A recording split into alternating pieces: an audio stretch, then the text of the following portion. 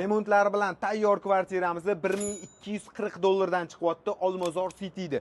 Endi mana bu hovlisini qaranglar, bu biznesi hisoblanar ekan, oddiysi emas.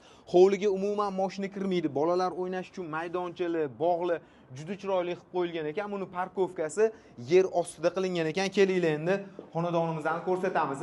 98 kvadrat metr kattalikda. Bu bizning birinchi xonamizda bo'ldi. Konditsionerli qo'yilgan, kartinalar, imami gilamlari ham bor deyishyapti, yuvishga berib yuborilgan ekan. Endi bu yoqdan mana ikkinchi xonani ko'ramiz. Mana shunaqa ko'rinishda bo'lyapti. Endi buni bolalar uchun menimcha qilib berishgan egalari hozir sotuvda. Bu marhamat 3-xona. Bu kattagina keng ekan.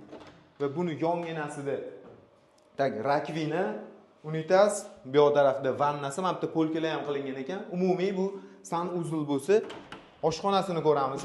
Mana oshxonaning mebellarini qaranglar. Texnikalari bilan hamma narsasi tayyor holatda. Oshxonadan mana ikkinchi balkonga chiqsak bo'ladi. Lekin sharoitlari zo'r ekan. Endi mayda-chuyda ozgina ishlari bo'lishi mumkin. Mana bu yerda mehmonlar uchun alohida bitta tualet qilingan ekan. Bu yoqda ham polkalar qilingan. Endi oxirgi xonamiz mehmonxona. Mana shu mehmonxonaning oynasini qo'ydi, eshigini. Mana. Bu kattagina keng mehmonxonamiz. Bu yoqda ham konditsioner bor. Umumiy hisobda ikkita konditsioner qo'yilgan ekan. Kiraverish yo'laydi mana bunaqa kichkina bitta xona qilingan ekanda, garderob uchun mo'ljallangan.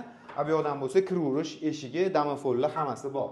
Qadrdonlar, sizlarga ko'rsatgan xonadonimiz mana shu novostroykamizning 4-qavatida bo'lyapti. $1240 so'rashyapti. Agar tepasida kelib savdo qiladigan bo'lsanglar, albatta kelishiladigan joylar bo'ladi.